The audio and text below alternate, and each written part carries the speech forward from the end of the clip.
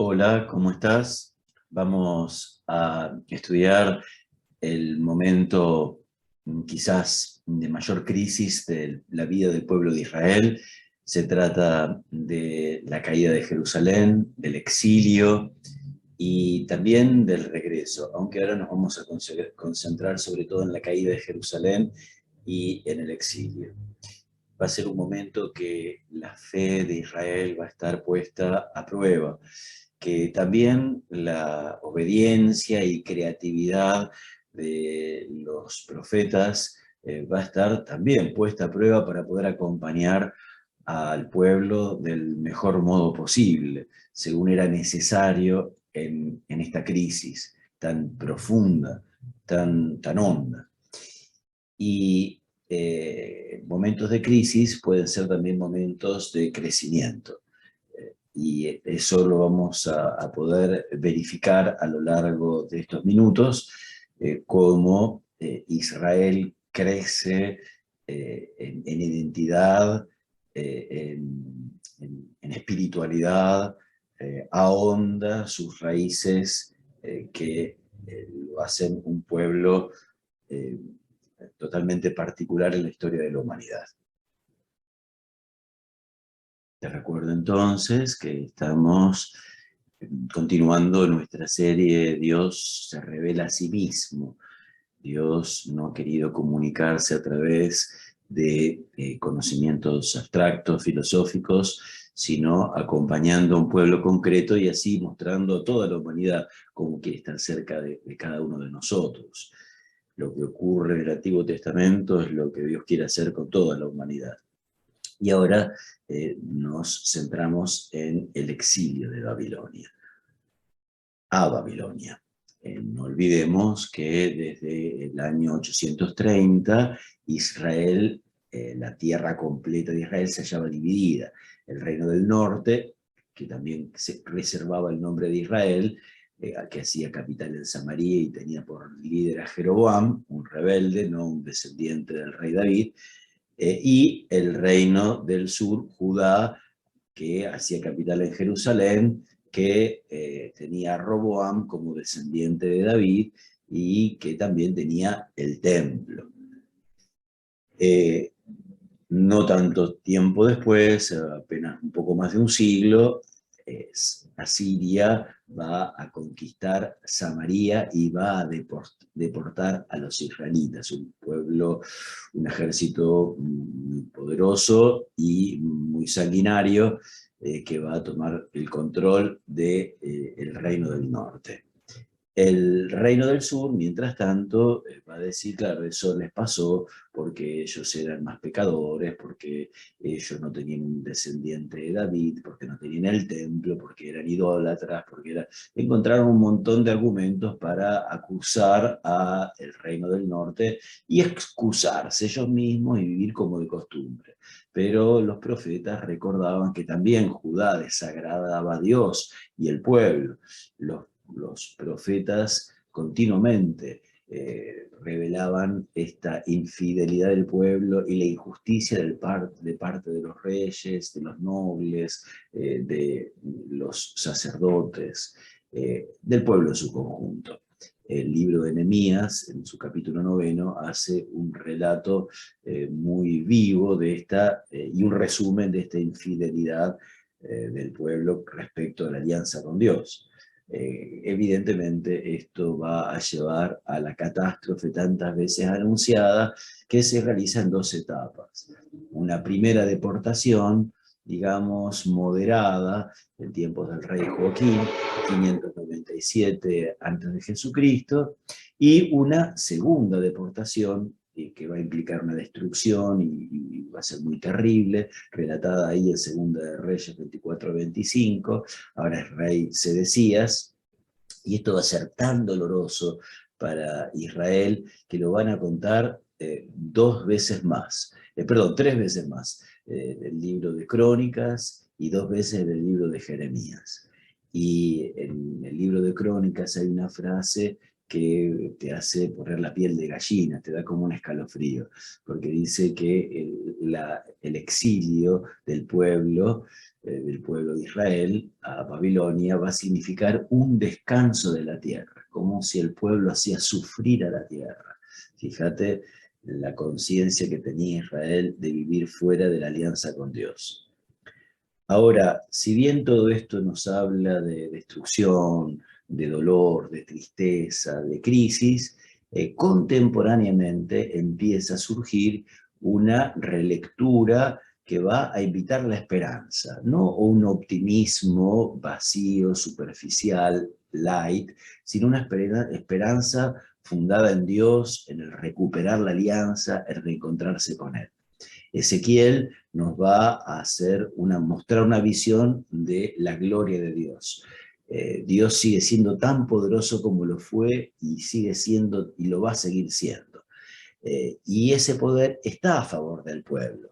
Pero esta es una prueba para que el pueblo recapacite y recupere su verdadera identidad.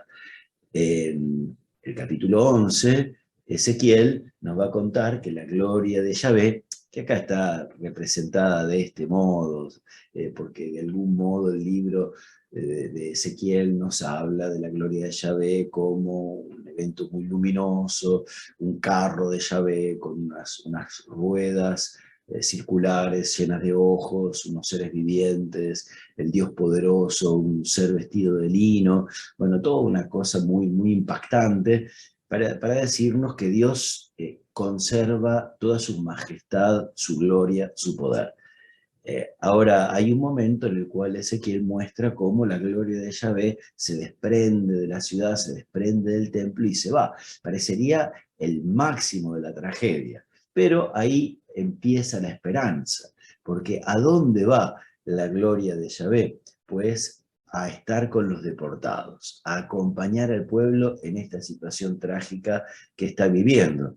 Y en medio de estas revelaciones, el profeta Ezequiel recibe también una imagen que dice que Dios va a arrancar el corazón de piedra de este pueblo, hace alusión a que las tablas de la ley estaban escritas, los mandamientos, los 10 mandamientos estaban escritos en tablas de piedra, y así de piedra es el corazón del pueblo. Y Dios le va a dar un corazón nuevo. Ezequiel cuenta, lee todas estas profecías, todas estas imágenes, todas estas revelaciones, se las cuenta el pueblo que está deportado, para tratar de darle esperanza. Y no es el único, Ezequiel, también Jeremías va a decir al pueblo, bueno, ahora ya estamos deportados, se trata de construir casas, se trata de plantar viñas, de casarse, de tener hijos, de formar un futuro y vivir plenamente en esta situación. No quedarse tirados, sino que hay que vivir esta situación con plenitud y con creatividad. Igualmente, todo el periodo de exilio en Babilonia va a ser de una gran dureza, de un gran dolor, manifestado en ese Salmo 136, 137, según la Biblia hebrea o la Biblia griega, en la traducción griega. Junto a los sauces de los ríos de Babilonia, nosotros nos sentábamos a llorar allí, los que nos deportaron, nos invitaban a cantar, cántenos un canto de Sión. ¿Y cómo vamos a cantar un canto de Sión en tierra extranjera? Que se me paralice la mano derecha, que se me pegue la lengua al paladar si no me acuerdo de ti, Jerusalén, si no pongo a Jerusalén en la cumbre de mis alegrías. Este salmo tan bello y tan doloroso, que habla de la añoranza, la nostalgia de Israel por su tierra. Y claro, no era solamente el dolor de haber perdido la tierra, sino encontrarse con una civilización muy poderosa artísticamente. Los jardines de Babilonia seguramente eran de las maravillas de la antigüedad.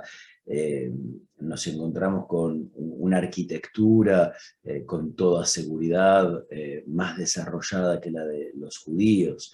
Los babilonios tenían conocimientos de matemática muy avanzados, de astronomía, seguramente también de medicina, el arte, eran también con mucho desarrollo. Las leyes En esta tablita se encuentra al dios Shamash entregando el código de leyes a Hammurabi. Ellos también imaginaban, pensaban que Dios mismo había dado a su rey las tablas de la ley. Y lo más escalofriante para los judíos, un ejército infinitamente más poderoso que el de ellos. Israel estaba asombrado, maravillado, una mezcla de maravilla y de espanto respecto al poderío de los babilonios.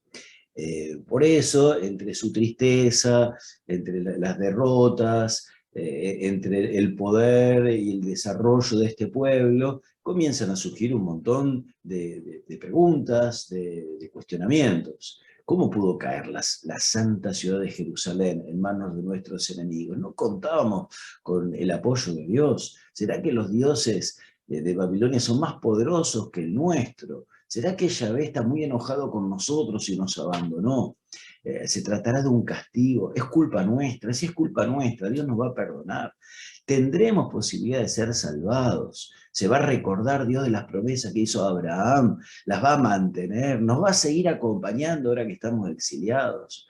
¿De cómo vamos a conservar nuestra unidad como pueblo, nuestra identidad, nuestra fe en medio de un pueblo extranjero tan poderoso? Bueno, todas estas preguntas y otras animaron muchos de los escritos que fueron surgiendo en esta etapa. Eso lo vamos a profundizar a continuación.